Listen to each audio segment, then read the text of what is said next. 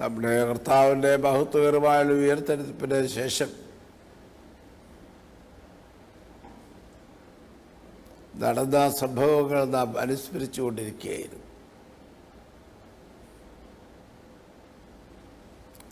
അവൻ 40 ദിവസം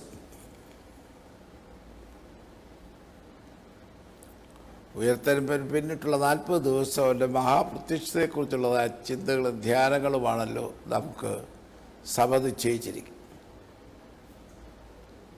അതിനു ശേഷം 10 ദിവസം പരിശുദ്ധാത്മദാനത്തിനു വേണ്ടിയുള്ള കാത്തിരിപ്പിൻ്റെ കാലഘട്ടമാണ്. അങ്ങനെ ഉയർത്തെഴുന്നേൽപ്പിനെ നമ്മൾ 50 ദിവസം പിന്നിടും. പൗരസ്ത്യ സഭയ്ക്ക് ഞാൻ മുമ്പ് ഓർമ്മിപ്പിച്ചതുപോലെ കർത്താവിൻ്റെ ഉയർത്തെഴുന്നേൽപ്പാണ് സഭയുടെ രക്ഷണ്യ ചരിത്രത്തിൻ്റെ കേന്ദ്രബിന്ദു. ആ കേന്ദ്രബിന്ദുവാകുന്ന പ്രസത്തിൽ കൂടെ പിൽക്കാലങ്ങളെ നാം കാണുന്നു, ഭാവിയെ നാം കാണും. അതാ പ്രത്യേകിച്ച് ഓർത്തിരിക്കേണ്ടതെന്ന്. അങ്ങനെ പിൽക്കാലങ്ങളിലേക്ക് നാം നോക്കുമ്പോൾ മഹത്വപരമായ അവൻ്റെ ആഗമനം, കന്യകാജനനം, ജീവിതം, പരസ്യ ശുശ്രൂഷയുടെ കാലഘട്ടം 40 ദിവസവും, അതുപോലെ അത് കഴിഞ്ഞതിന് ശേഷം 10 ദിവസം പീഡാനുഭവത്തിൻ്റെ ധ്യാനങ്ങളും ആയി 50 ദിവസം ഒരു സംവത്സരത്തിൽ നാം വേർതിരിച്ചിരിക്കുന്നു. അങ്ങനെ 100 ദിവസം 365 ദിവസങ്ങളിൽ നാം സഭയിൽ പ്രത്യേക ധ്യാനത്തിനായിട്ട് മാറ്റിവെച്ചിരിക്കുന്നു എന്നുള്ളത് ആദ്യമായിട്ട് അനുസ്മരിപ്പിക്കട്ടെ. ഉയർത്തെഴുന്നേൽപ്പിന് ശേഷമുള്ള സംഭവങ്ങൾക്ക് നാം നോക്കുമ്പോൾ പല വിധത്തിലുള്ളതായ സാഹചര്യങ്ങൾക്കുള്ളവർക്കാണ് കർത്താവ് പ്രത്യക്ഷമായത്. നമ്മളെ അത്ഭുതപ്പെടുത്തുന്ന ഒരു രഹസ്യമുണ്ട്. കർത്താവ് തൻ്റെ അമ്മയ്ക്ക് പ്രത്യക്ഷനായ ഒരു സംഭവവും ഒരു പാരമ്പര്യത്തിലും പറയുന്നില്ല, വേദപുസ്തകത്തിലും സുവിശേഷങ്ങളിലും പറയുന്നില്ല. കർത്താവ് അരുളി ചെയ്തതിന് നിവൃത്തി വരുമെന്ന് വിശ്വസിച്ച നീ ഭാഗ്യവതി. അത് കേട്ടപ്പോൾ ഇന്ന് മുതൽ സകല തലമുറകളും എന്നെ ഭാഗ്യവതി എന്ന് വാഴ്ത്തുമെന്ന് പറഞ്ഞ ആ അമ്മയ്ക്ക് കർത്താവ് പ്രത്യക്ഷനായതായിട്ട് ഒരു ചരിത്രവും പറയുന്നില്ല. അതിൻ്റെ രഹസ്യമെന്ത് നമുക്കറിയത്തില്ല. എന്നാൽ പ്രത്യക്ഷനായത് ആർക്കാണ്? ഒന്ന് അത് because of the doubt of the mind.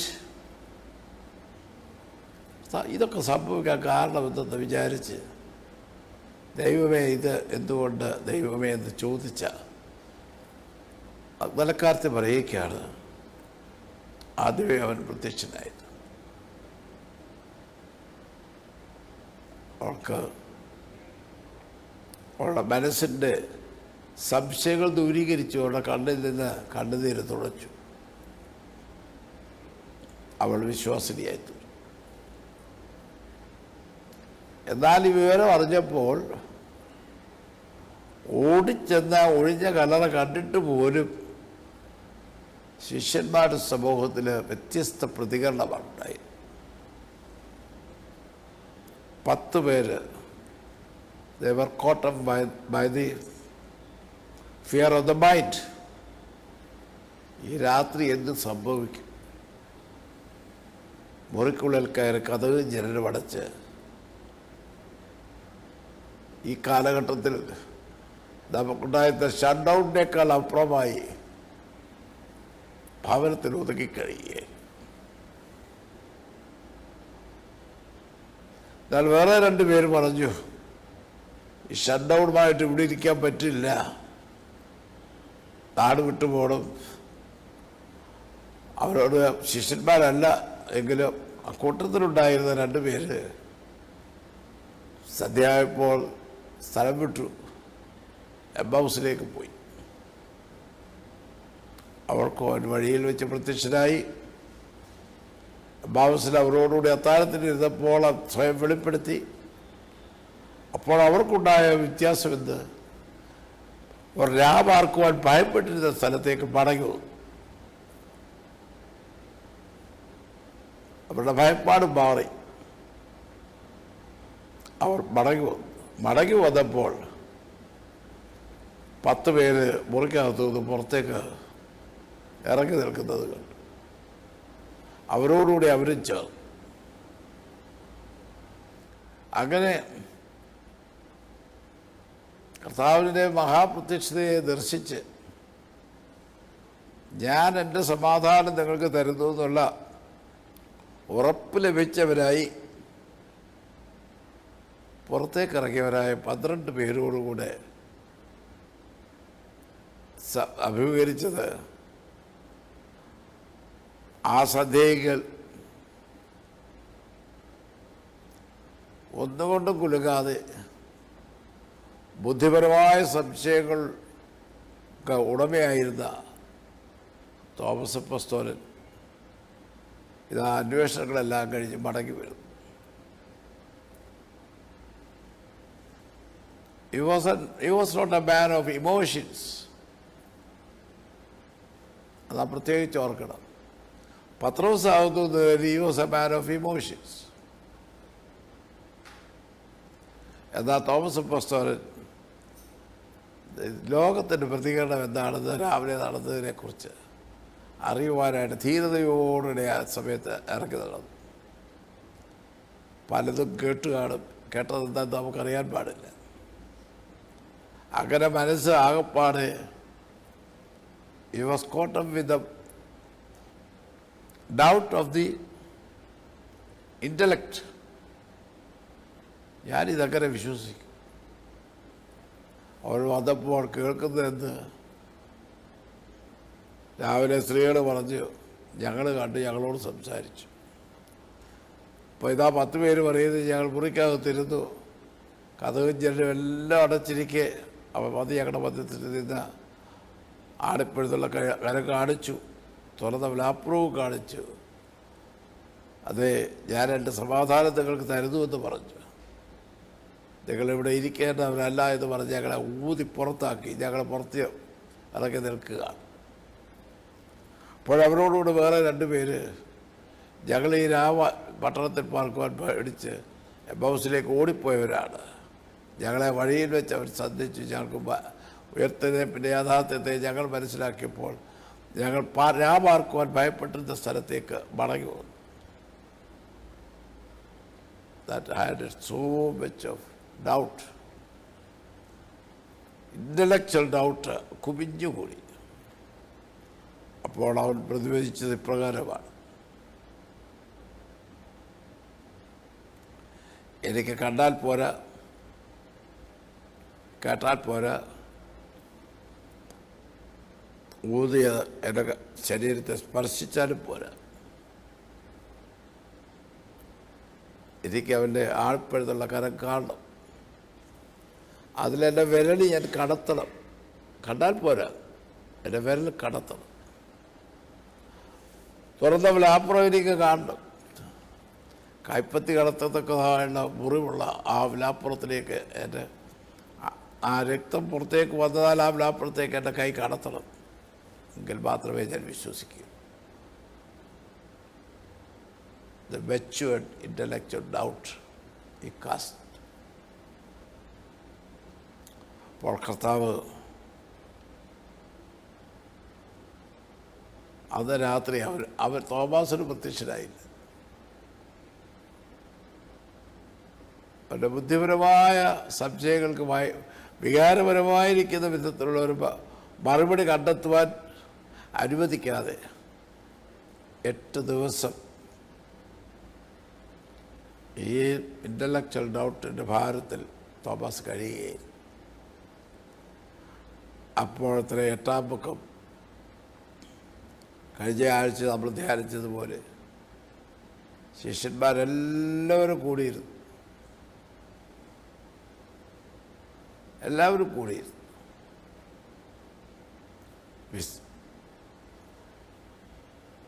Those who are free from the doubt of the mind, those who are free from the fear of the mind,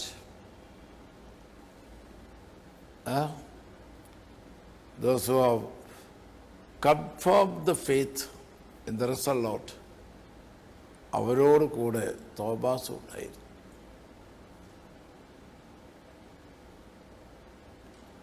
അപ്പോൾ തോമാസിനോട് പറയുന്നു, നീ അവിശ്വാസിയാകാതെ നീ വിശ്വാസിയാകുക.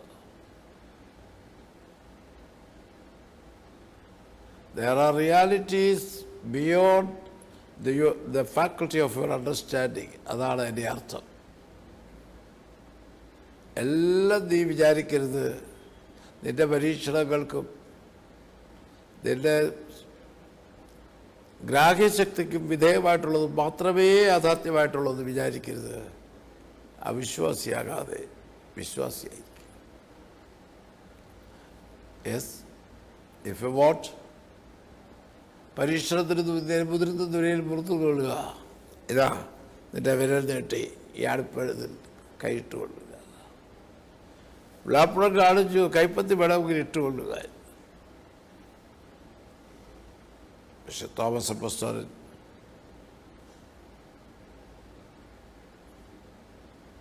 അതിന് മുതിർന്നില്ല. വിശ്വാസത്തിലൂടെ മനുഷ്യൻ്റെ ഗ്രാഹ്യശക്തിക്ക് അതീതമായിരിക്കുന്നതായ യാഥാർത്ഥ്യത്തെ ഗ്രഹിപ്പാനുള്ള കൃപ അവന് ലഭിച്ചു.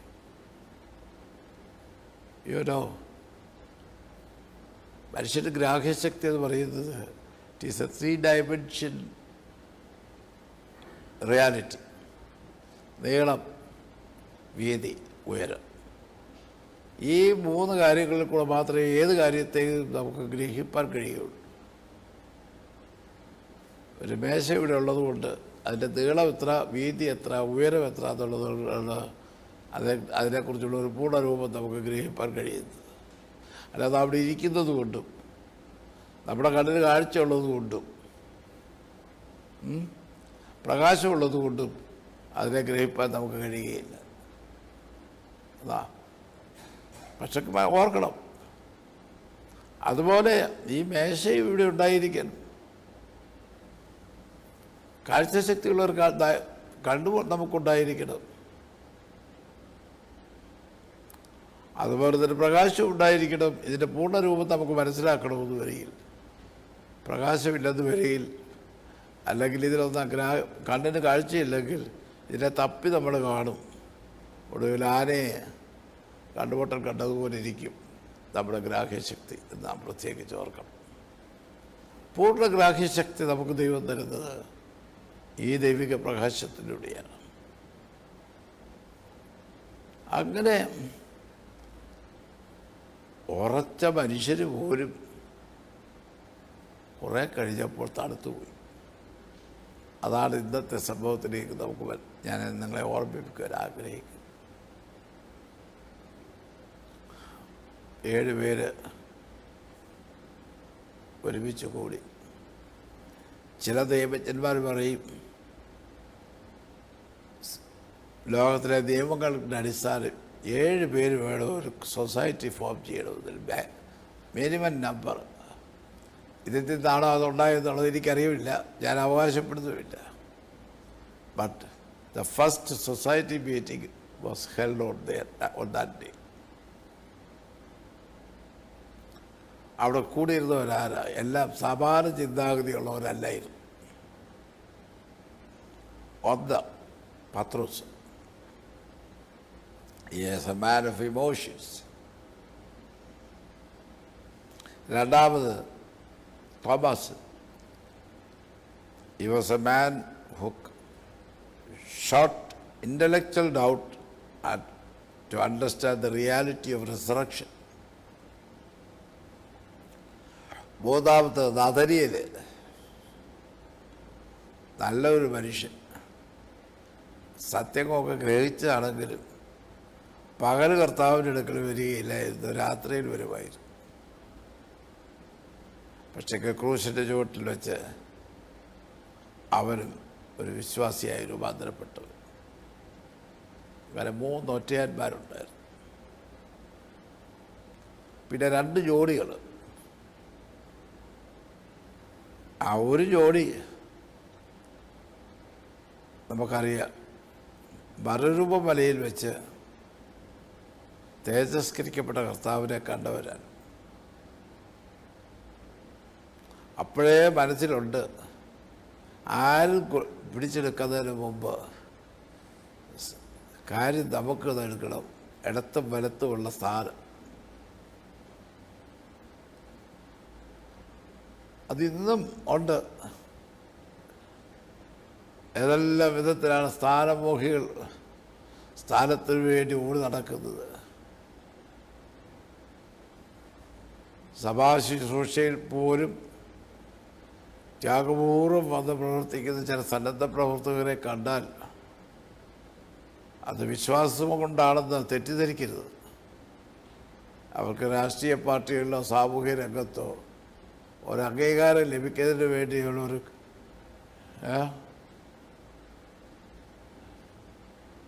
കൽപ്പനമായിട്ട് മാത്രം അതിനെ ഉപയോഗിക്കുവാൻ വേണ്ടി വരുന്നവരുമുണ്ട്. അതാ പ്രത്യേകിച്ച് ഓർക്കണം. എനിക്ക് ഒരു സംഭവം ഞാൻ ഓർക്കുന്നുണ്ട്. ഒരിടവകയിൽ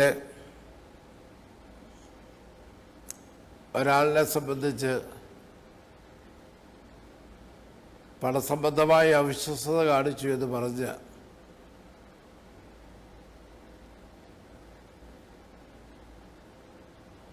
ഒരു കേസ് ഉണ്ടായപ്പോൾ അദ്ദേഹത്തിന് ചുമതല ഒഴിയേണ്ടി വന്നു.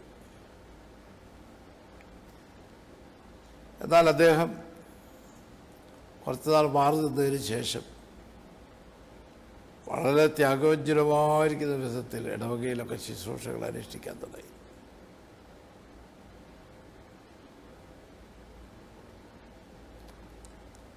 അങ്ങനെ കഴിഞ്ഞപ്പോൾ എല്ലാവർക്കും അദ്ദേഹത്തെക്കുറിച്ച് സംതൃപ്തിയായി. അടുത്ത തിരഞ്ഞെടുപ്പിൽ അദ്ദേഹം ആ ഇടവകയുടെ ട്രസ്റ്റിയായിട്ട് തിരഞ്ഞെടുക്കപ്പെട്ടു. പഴയ കേസ് കോടതിയിൽ മറ്റൊരു പണസംബന്ധമായ കാര്യങ്ങളിൽ തകർച്ചയുണ്ടായത് തീരുമാനമായിട്ടില്ല. പക്ഷേങ്കിൽ അദ്ദേഹം ന്യായീകരണത്തിന് വേണ്ടി ഒടുവിൽ ചെയ്തതല്ലാതെ ഒരു അഫിഡാവിറ്റ് കൊടുത്തു. 800 കുടുംബങ്ങളുള്ളതായ ഒരിടവക എന്നെ വിശ്വസിച്ച് അവിടുത്തെ പണച്ചുമതി ഏൽപ്പിച്ചു. അപ്പോൾ ഈ കേസ് വ്യക്തിപരമായുള്ള അല്ലെങ്കിൽ വ്യക്തിഹത്യക്ക് വേണ്ടി നടത്തി ഒരു ഒരു പരിശ്രമമാണ്. അങ്ങനെയും ത്യാഗോജ്വലമായ സേവനങ്ങൾ സമൂഹത്തിനും സഭയ്ക്കും രാഷ്ട്രത്തിനും നൽകുന്നവരും ധാരാളമായിട്ട് കാണും. അത് പ്രത്യേകിച്ച് ഓർത്തിരിക്കേണ്ടതാണ്. ശലോമോൻ തന്നെയും പറഞ്ഞിട്ടുണ്ട്, നിന്റെ സമൃദ്ധിയുടെ കാലത്ത് സ്നേഹഭാവത്തോട് വന്ന നിന്നെ അടുത്ത് വരുന്നവനെ സ്നേഹിച്ചു കൊള്ളുക, പക്ഷേ വിശ്വസിക്കരുത്. എന്നാൽ നിന്റെ പ്രയാസകാലത്ത് നിന്റെ അടുത്ത് വന്ന് നിന്നോട് സ്നേഹഭാവത്തിൽ പെരുമാറുന്നവനെ നീ ആദ്യം വിശ്വസിക്കുക, പിന്നെ സ്നേഹിക്കുക. ശലോമോൻ്റെ വചനങ്ങൾ അപ്പോക്രിഫയിലുള്ള 2 വാക്യങ്ങളാണ് ഞാനീ പറഞ്ഞത്. The person who comes to you at the time of prosperity, do not trust him first, but love him. But a person who comes to help you in your difficulty, you first trust him and then love him. നാം പ്രത്യേകിച്ച് ഓർക്കണം. അതുപോലെ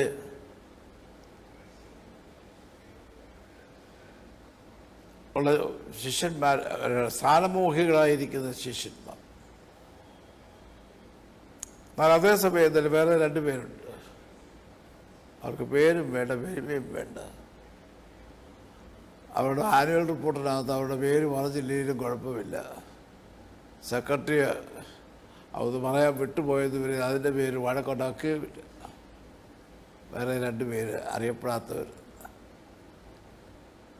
നമുക്ക് അനുമാനിക്കാവുന്നത് ഒന്ന് യോഹന്നാനായിരിക്കാം, മറ്റേതാരെന്ന് നമുക്ക് അറിയാനും പാടില്ല. ഏതായാലും ഈ വ്യത്യസ്ത സ്വഭാവം, വ്യത്യസ്തതകളുള്ളവർ, സമാന ചിന്താഗതിയുള്ളവരല്ലായിരുന്നു ചേർന്ന് വന്നു. അവരുടെ മുമ്പിലുണ്ടായ ഒരു ചോദ്യമാണിത്: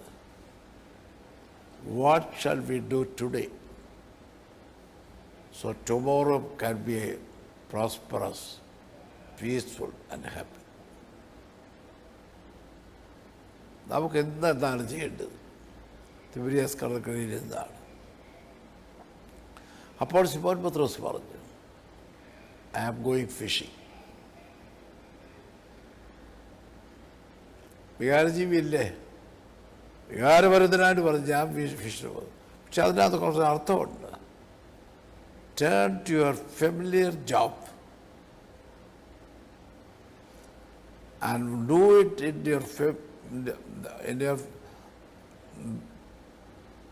the environment which you are familiar, and hard work will give you happiness, prosperity and peace tomorrow.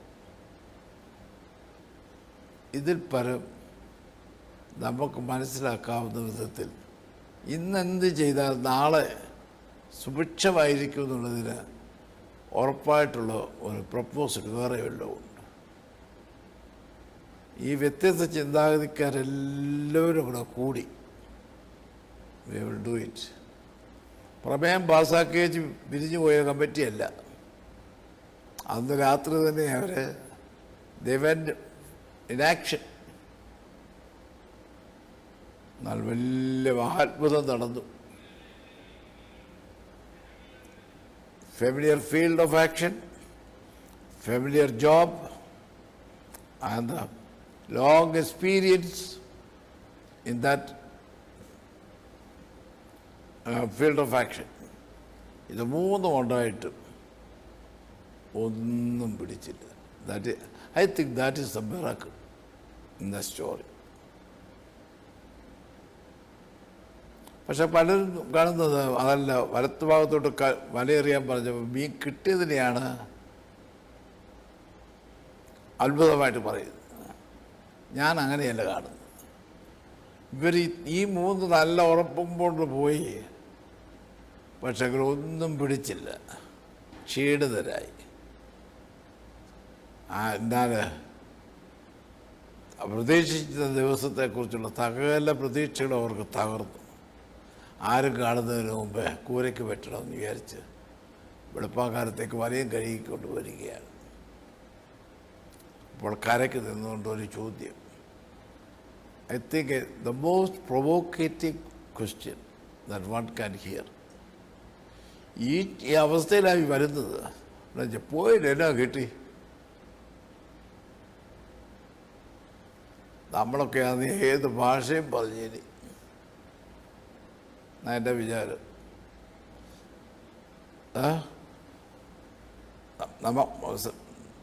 സകല വൊക്കാബുലറി ഉപയോഗിച്ചിരി. എന്നാൽ ഇവരുടെ നിരാശയിൽ അവർ പറഞ്ഞു ഒന്നും കിട്ടിയില്ല. ഉടനെ ശബ്ദം, നിങ്ങൾ വല കഴുകിക്കൊണ്ടിരിക്കുകയല്ലേ, അങ്ങനെ ഡിസ്റ്റർബ്ഡ് വെള്ളത്തിനകത്ത് മീൻ വന്നു ചേരുമോ? നിങ്ങൾ വലത്ത് ഭാഗത്തോട്ട് വലയെറിയാൻ പറഞ്ഞു. അവർ വലയെറിഞ്ഞു. എൻ്റെ വിചാരം അതിനുള്ള ശക്തിയില്ലായിരുന്നു. വല അങ്ങോട്ട് വഴുതിക്ക് അവരുടെ കയ്യിൽ നിന്ന് താഴെ പോകുന്നു. വലിയ മീൻ കൂട്ടം അതിനകത്ത് അകപ്പെട്ടു. അത്ഭുതമല്ല, കർത്താവിൻ്റെ വാക്കിനനുസരിച്ച് വലയെറിഞ്ഞപ്പോൾ വല നിറച്ച് മീൻ കിട്ടി. തങ്ങളുടെ പരിചയസമ്പത്തും അനുഭവ സമ്പത്തും പരിചയമുള്ള തൊഴിൽ മേഖലയും തുണയ്ക്കുമെന്ന് വിചാരിച്ചു. That all failed. അതെല്ലാം പോയപ്പോൾ അവർ പരിക്ഷീണരായി. വികാരജീവിയാന്ന് ഞാൻ പറഞ്ഞല്ലോ, പത്രോസ് കാണിച്ചല്ലോ, ഒരു വികാരപരമായൊരു എടുത്തിയാട്ടം കടലിലോട്ട്. ബാക്കിയുള്ളവർ എല്ലാവരും കൂടെ വല കരയ്ക്ക് കയറ്റി ക്ഷീണിതരായി കരയ്ക്ക് വന്നപ്പോൾ ദൈവത്തിൻ്റെ മഹാക്ഷമയുടെ പര്യായമാണ്. ഇത്രയും എല്ലാം ഞാൻ നിങ്ങൾക്ക് വേണ്ടി ചെയ്തിട്ടും നിങ്ങൾ ഒരുമിച്ച് കൂടിയപ്പോൾ ഇതേ കണ്ടുള്ളൂ. നാളത്തെ ദിവസം ക്ഷേമമാകുന്നതിന് വേണ്ടി നിങ്ങളുടെ തൊഴിൽ മേഖലയിലും അനുഭവപരിചയ സമ്പത്തിനും ആശ്രയിക്കാൻ പോയില്ലയോ എന്ന് ചോദിച്ച് ശാസിക്കേണ്ടതിന് പകരം